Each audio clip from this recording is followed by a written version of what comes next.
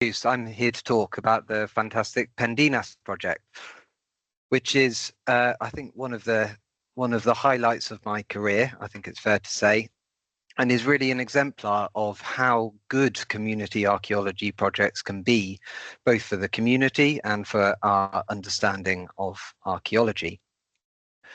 So the project itself, as Richard has already pointed out, was a collaboration between Heneb, or formerly Dyfed Archaeological Trust, and the Royal Commission for Ancient and Historical Monuments of Wales.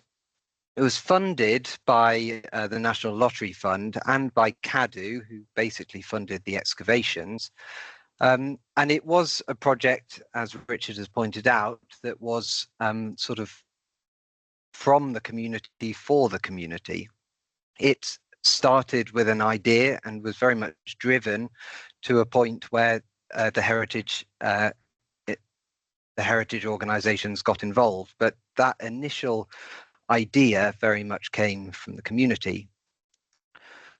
So what did we do? Well, we did 3 excavations. 2 as part of the National Lottery funding. The 3rd was funded in 2021 by Cadw. I did a geophysical survey, a topographical survey, and made some 3D models. But importantly, and this is the real highlight, is that for the sort of 2 months worth of excavation, there was 2 years worth of community engagement. It was actually the excavations were very much the center of the project, but they were only a very small part of the total work that went on. The way that we distributed the work between the 2 partners, the Royal Commission and Heneb, was that Heneb was broadly responsible for the excavation and the archaeology, and that the Royal Commission were responsible for the outreach. And that's because they are actually based in Aberystwyth, where Pendinas is. Just to highlight some of that outreach, this is Ken starting the project on the first day at our launch event. But we also did stuff like these are guided walks up the mountain with the local community. This is the Pendinas Archaeology Festival, which was a huge success, one of 2. We've got a Pendinas cake. You see Morgan of Mercia there with Ben Lake, who I believe is in here somewhere. And we've got Morgan of Mercia blowing a carnix, which is an ancient brass instrument. It is actually known. We also did stuff like vegetation clearance.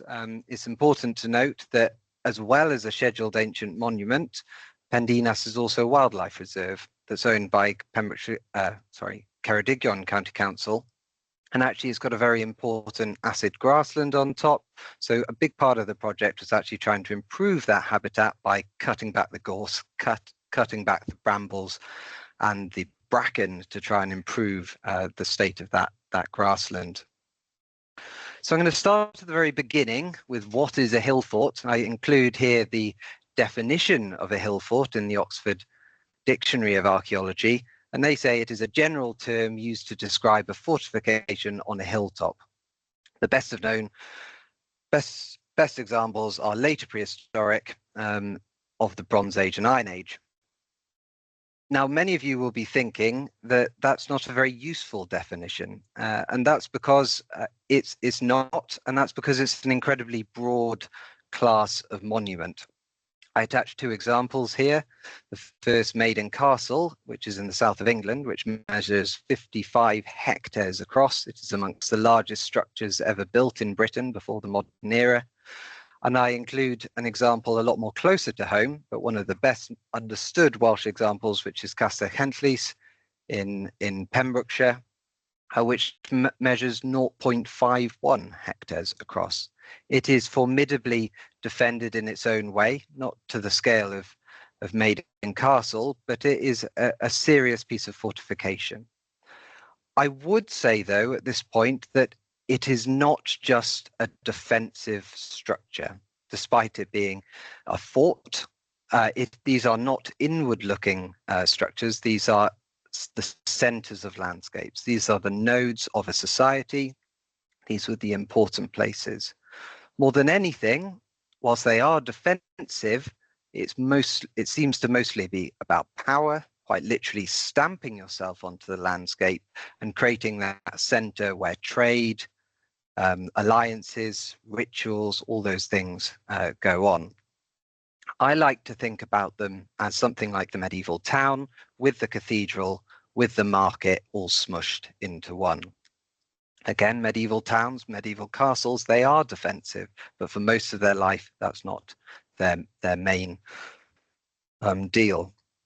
The other thing I'd like to warn against at this point is that how beautiful hill forts can be today and how tranquil they seem, at least to some extent.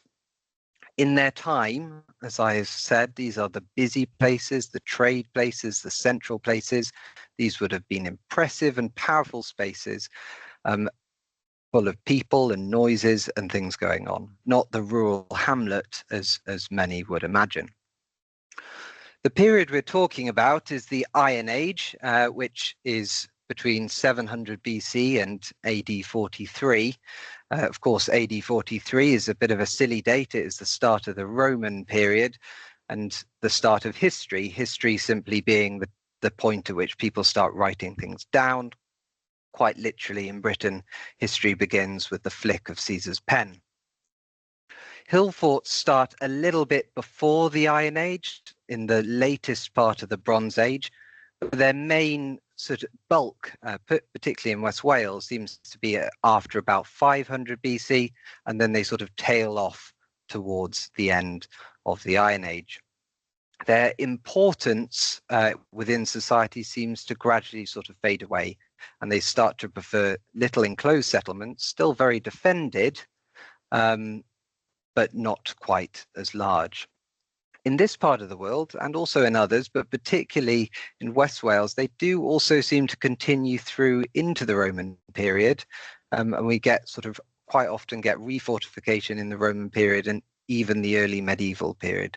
So these are, again, enclosures that are often used for 500, 1,000 years, throughout which they would have been really, really important places.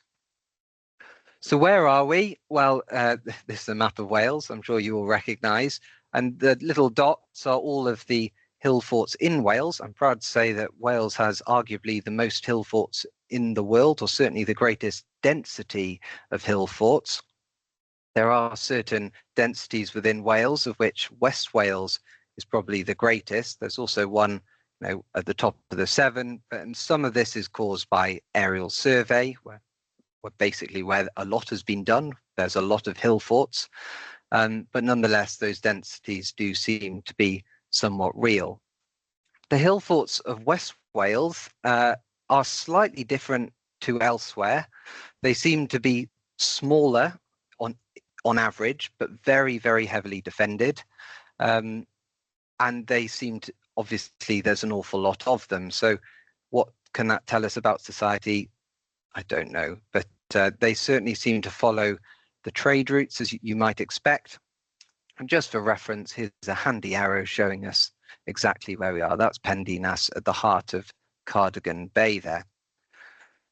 So zooming in a bit, this is Pendinas in the middle here. It sits above the town of Aberystwyth, particularly standing over Penparcy, and it's at a really important place for Ceredigion. It's at the confluence of the Rheidol and the Ystwyth, after which Aberystwyth is named, and also the sea. Again, this is a structure that, at least to some extent, it's about control, it's about showing off and saying, we are important because. This is Pendinas itself, looming over Aberystwyth. For those of you who know Aberystwyth, in the background here, this is Old College and the castle in the background. I would argue that this is arguably the first Aberystwyth in the foreground here. You'll notice, looking at it, that it is not actually one hill fort, it is 2 hill forts joined together. So you've got the South Fort on the left-hand side here, and on the right-hand side here, you've got the North Fort, and then they're joined together later in their life. Pendinas is amongst the largest hill forts in West Wales. It measures about 3.7 hectares across, although our discoveries make it a little bit larger, and it's also really quite a formidable structure. You'll notice the really distinctive terraces on the left-hand side here, and you can sort of start to get a sense of the hut platforms within the inner south fort. These terraces are entirely man-made, which is an extraordinary feat and thousands of man-hours in its own right. Again, these are not people existing, these are people thriving and dominating the landscape. In terms of what the landscape might have looked like, well, it would have been a very agricultural landscape already. We have been farming the landscape for probably about 4,000 years at this point. And our best understanding is that during the Iron Age, it was even wetter than it is in Ceredigion and West Wales today. So when the Romans thought it was really miserable in Britain, they might have had a point. We're not the first people to have a pop at Pendinas. Professor Ford had a go at it in the 1930s, doing quite an extensive campaign of excavations in the 1930s. You can see him in the middle here with his hat and what I suspect is a mostly symbolic spade. Here he is looking a bit more relaxed later on in the excavation. And whilst we shouldn't be too critical of early archaeologists, they didn't stand on 100 years worth of excavation, this photo in particular does demonstrate part of the problems with early excavations is the recording wasn't quite there. This is an enormous ditch, 2 or 3 meters deep, and there's another one behind him if you look, and we don't actually know where this is in the fort. Ford's only great sin was that he never published his work on the site. He did some very, very brief summaries, but never did a full publication report.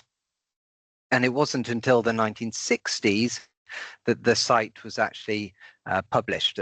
When the Royal Commission took it on as a project, they did consult with Ford, but at this stage it was sort of 35 years in the past. Ford, as people liked to do during the time, provided a quite simplistic chronology for the site. This was making chronologies for hill forts was all the rage, and he proposed basically that the north fort comes first, that then goes out of use, they then build the south fort, they then rebuild the south fort, and then they join them both together later in its life. Now, with, again, that 100 years worth of moving on, we would probably suspect that this isn't actually the case. And not only did Ford not have the advantages of absolute dating, we didn't chase the chronology quite as Ford did, but nonetheless, the best guess would be, looking at our understanding of hill forts in general, would be that the south fort came first. It is certainly the main defensible fort, and a much better place for a hill fort. It's also a much more substantial enclosure, and that actually that north fort looks much more like an annex. But again, there's no evidence either way. So this is a fantastic 3D model of the fort that was done by the Royal Commission, by Lou Barker and Toby Driver. And as you can see, I've put a red circle, which just shows the first place that we targeted. We did 3 excavations on the fort. All were on the south fort rather than the north fort. The north fort is still in private ownership. The south fort is now a wildlife reserve. The way it worked in reality is we did the first excavation in 2021 on the south gateway. We then moved to the north gateway, and then we went back to the south gateway. Now, for everyone's sanity, I'm not going to describe it in that order. I'm going to describe the south gate excavations first, and then move on to the north gate. So I hope that's clear. So just to give you an idea of what this might have looked like at the time, this was an illustration done by Toby before we undertook the excavations at the south gate. Just to give give you a flavour of what we might be looking at. Again, these are really, really heavily defended structures, which would have, looked something like the approach to a castle when they were there. If you visit today, you will see these defences as earthen mounds and that sort of thing, but within there are some pretty substantial walls. So this is our trench, I think, looking particularly aesthetically pleasing in some beautiful sunshine. And it is at points like this where you should note how lucky you are to be excavating in places like Pendinas. Our strategy in this first excavation was to find Ford's trenches, understand what we could about them, what we could rely on, and how we can tie in our own excavations into his, and then work away from them into new material that we could date, that we could understand and analyze in a modern way. These photos are taken in almost exactly the same position. You can see our trench extending towards us into the fort, with Ford's trench in the far background.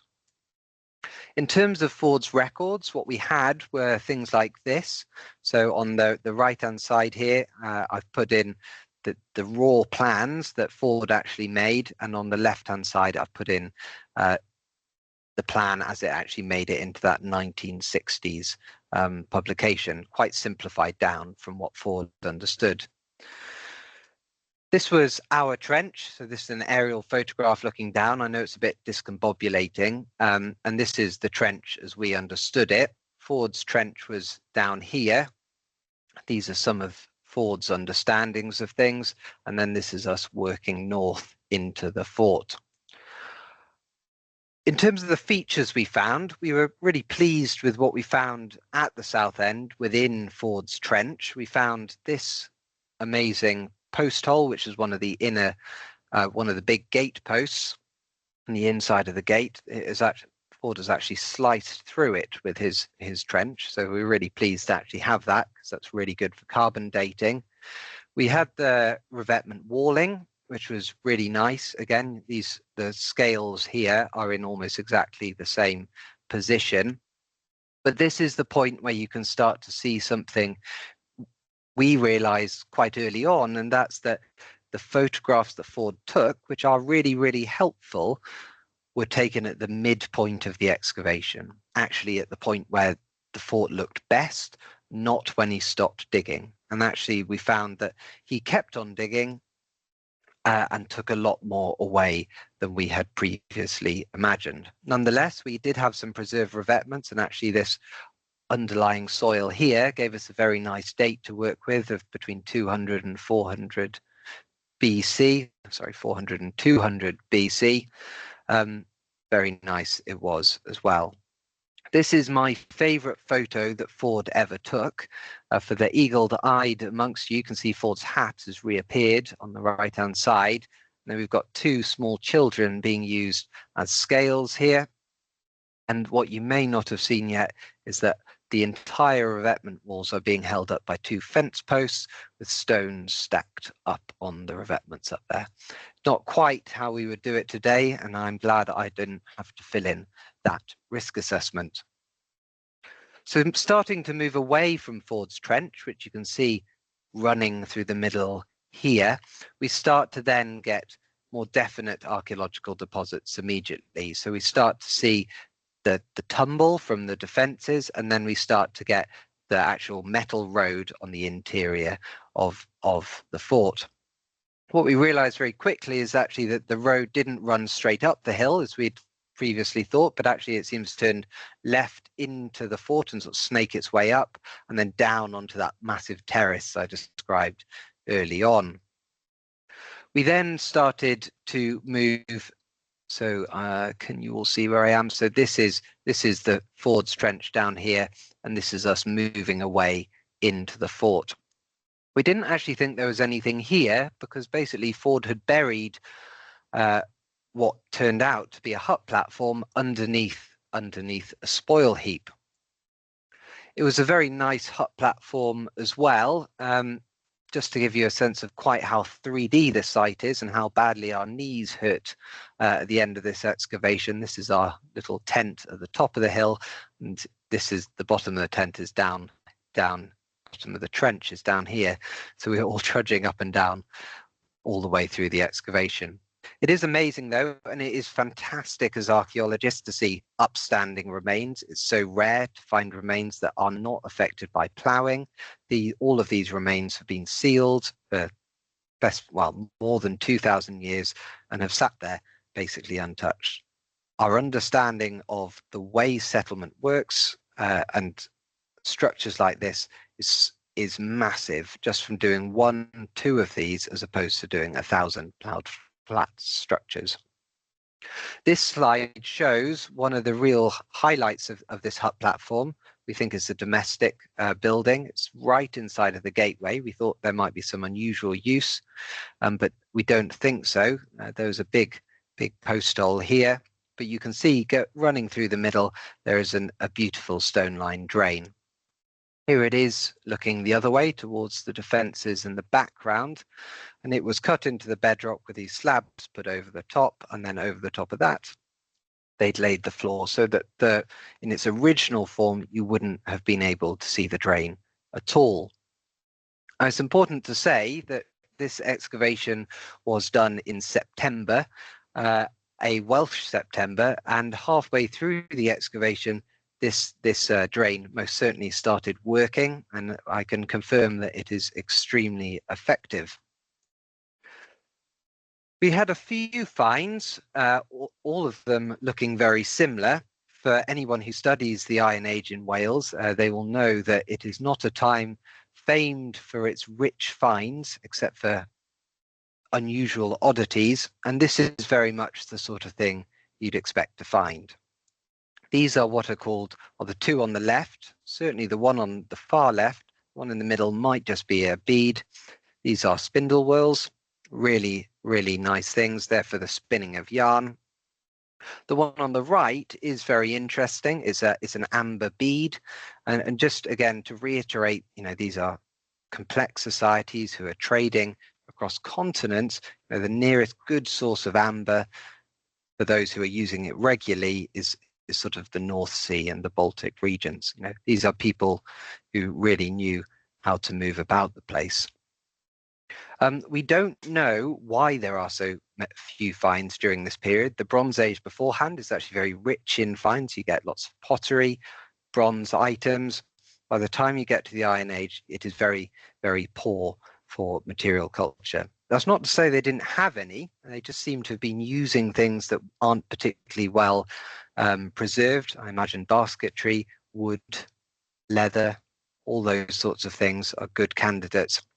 But unfortunately, we don't see a rich material culture terribly often. So zooming out a bit, you will notice that so far I've described down here the defences. That's the big post hole. And then we've got this lovely hut platform. And then we did this trench going up here. And that was to look at the next hut platform up sort of thing. You can see that they really are very close together. And we just wanted to see at this point whether this one was the same as this one. And the short answer was that it wasn't. This one seemed much more densely packed in features, and indeed in following years we then went back. I know this doesn't quite work, but it gives you a sense of what we did, and we went back and we did this much larger hut platform in the final year of excavation.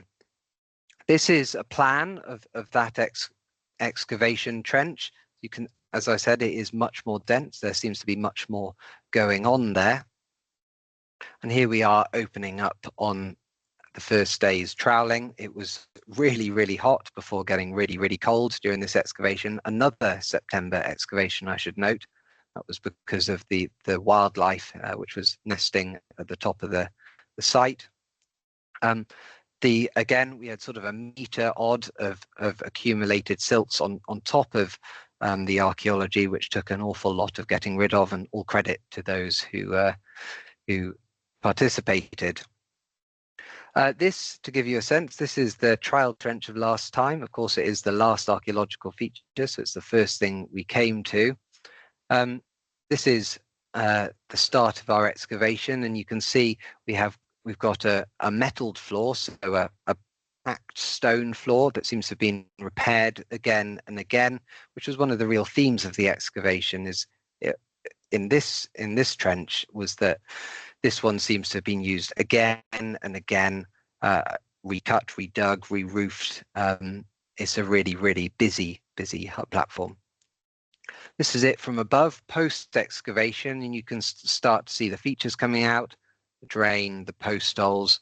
There's another one here, but also the fact that we actually, without knowing, managed to cut into another hut platform here, which comes around, and then there's another one down below, which we investigated with these little finger trenches.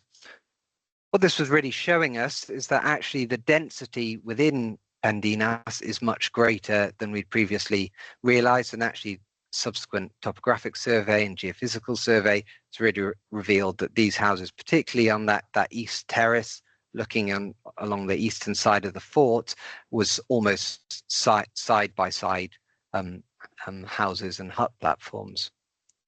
And again, just giving you a bit more of a sense of that 3D aspect.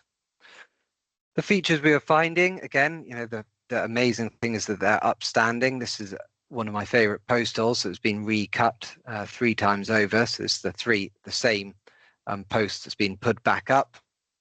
We had the drains, so that one of the drain going through here, sort of in a trapezoid shape, and then we had one going all the way around the outside.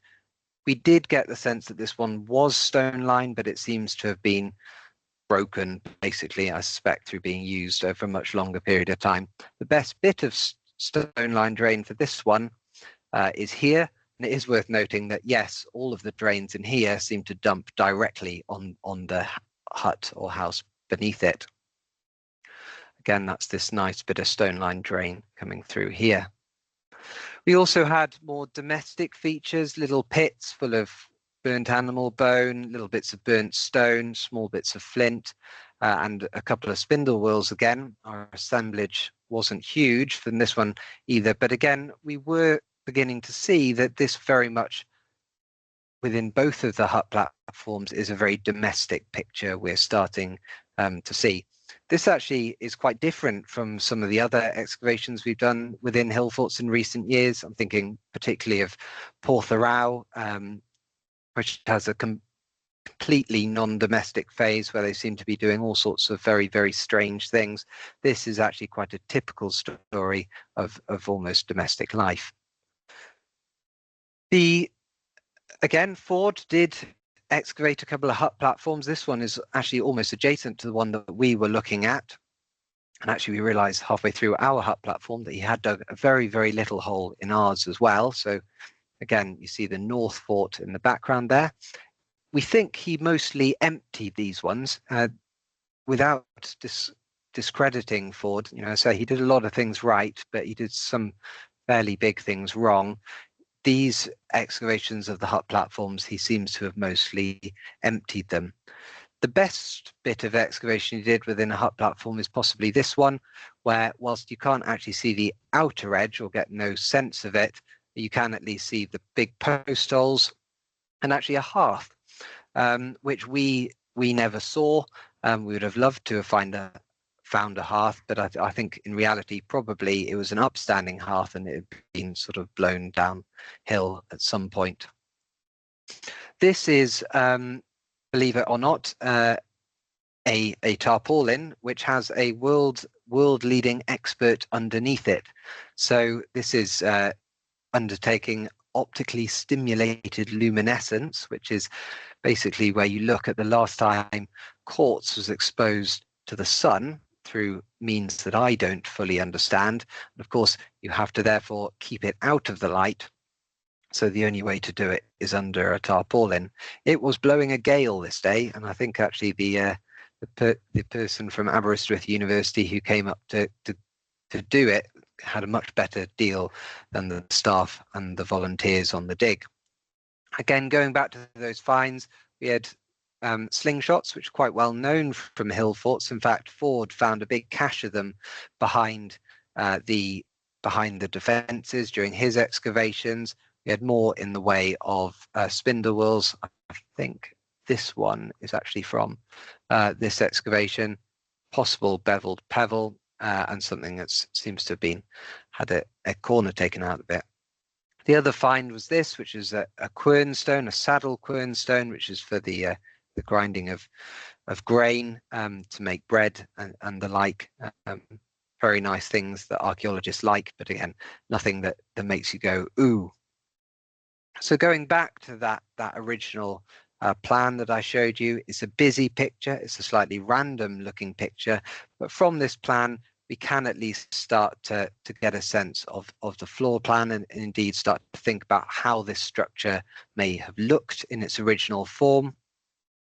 There has always been a debate with hut platforms, and they are extremely rarely excavated as to how they actually worked. In a sense, were they huts on platforms, or were they sort of an integral design or a hut platform?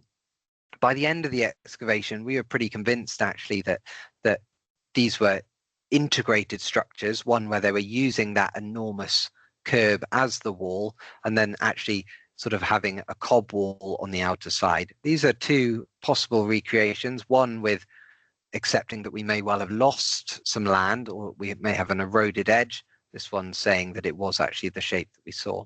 We think this is more likely and that we have actually lost some of the shape, but it'd be very difficult to work this out properly. I think this does change the look of Pendinas as we would have imagined it initially. Certainly it's saying that all of the structures within would have possibly been more sort of scarped into the side of the hill. But it's almost something out of Hobbiton, not quite, but sort of getting there into, it wouldn't have been sort of these upstanding huts. Probably actually a structure much more suitable for the side of a West Walian hill. And now just going back quickly to the people who made this happen. As I said, this is a community archaeology project. There are two outcomes. One is learning things, and actually possibly the larger part of it is the people who help understand their past in a really meaningful way. And here we are. This is the last of the volunteers on the first excavation at the end of backfilling, which took almost a week, because we took away an enormous amount of soil. Just like to thank those people before moving on. So looking at the north entrance of the fort, here we had to change tack a little bit. Here, as you can see, we went for 4 little trenches, so trench 2, trench 3, trench 4, and trench 5. Here we are looking at those trenches from the opposite direction. So we're at the north gate of the south fort. So this is the south fort sort of behind us, and then this is the north fort in the background, and here is what's called the Ymunwch, which is a term I hate, so I avoid saying it. I'm joining the two of them together. The reason for this change of strategy is evident when looking at this picture, which is some of Ford's records, which shows just how complicated his excavations were and how a lot of what we were doing here was trying to understand even where we were in relation to where he was, as much as anything. It's also worth saying that here our big objective was to try and unite our understanding of the south end of the fort and the north end of the fort. Are we looking at sort of one big defensive phase, or are we looking at actually quite a disjointed and disunified bit of building? So actually here, I usually say in talks like this that archaeology is about people, and that's why we look at the huts and the houses and those sorts of things rather than chasing the defences. And there is a great deal of truth in it, and actually I think arguably we have dedicated more time to that than anything else. But equally, trying to understand this bit of excavation was just trying to understand where we were and actually how the fort evolved as a whole. Again, here's another photograph looking, I think, probably into towards the North Fort defences, just showing you how well preserved and how large these defences are, even 2,000 years later. We had one singular advantage during this bit of excavation, and that is this hawthorn bush, which remarkably is still there 100 years later. So this gave us our first in, gave us a sense of where we were, and sure enough, when excavating in front of it, you can start to see the beautifully preserved revetments. So this is revetment walling. I brushed over it at the other end of the fort, but I'll talk about a bit more in detail about it. So you can see this is curving in towards the north entrance of the south fort. This would have been a sheer face wall, probably with a palisade on top. We're probably talking at least 2 meters of walling, a substantial palisade on top of it, so a big fence on top of it with sharpened spikes, we'd all like to imagine. This one is beautifully constructed.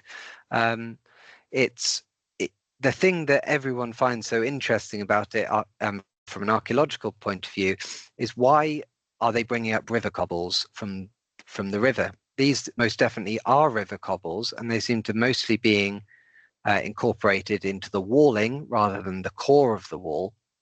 But they seem to be preferentially choosing these river cobbles as part of the walling, which is just the most enormous effort when you consider the scale of the quarrying for the ditches and the terraces going on around the fort.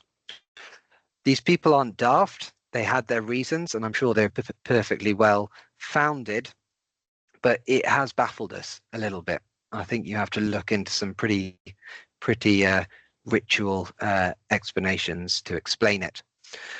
If you look on the left-hand side of this photograph, you'll see that there is what looks like sort of a change, and indeed that is a change. And this is Ken, the former director of Dyfed, and one of the leads on the project, sat in this hole drawing it. And this is what I like to term a Fordian intervention. This is one of the big trenches that Ford had put through it, and indeed, of course, you start to see at the bottom of that pieces of metal, pieces of glass, and the things left behind. Just to go back again to a expert under a tarp, here again some even more bemused volunteers holding it down in much nicer weather. I think they're much more content to sit around for half an hour whilst they rummaged around under there to get some dating. And again, looking at the other trenches, this one was looking at the counterscarp, so beyond the defences within the isthmus, again, the term I hate. This one looking at the swirling defences going outwards towards the gateway of the isthmus. And again, that internal walling, just trying to start to get a sense of it. I can say at this point that practically every date that we obtained for the hill fort dated from between about 400 and 200 BC. Now, there is partially a reason for that. We think that almost all of the activity we saw was between those dates, or certainly around those dates, not later, not earlier. But the reason that those carbon dates are so late is actually because there is what we call a carbon dating plateau during that period, where it's very difficult to tell dates apart. But it does seem that this south fort, certainly what we can see at the surface, we couldn't get to the very base of the defences just due to the size of them, but we're looking at a really, really massive bit of remodelling or reuse or reoccupation during the period between about 400 and 200 AD. And then we have almost no evidence of later activity and no evidence at all of earlier activity. So it might be that we're seeing a fort that's really built in quite an impressive single phase. But again, with the premise that we didn't see the bottom, and that we do know that certainly later in its life and with the North Fort, it is added to substantially. Just to remind you again that archaeology isn't all glamour, despite what you might think. This was a particular storm where we lost both of the the portaloos. This is a really miserable thing to put upright for those of you who've had the pleasure. And also just to note our poor tent, which was the third tent that we had lost to this monument. It wasn't a good place to be putting them up. So I just finished with the people of Pendinas.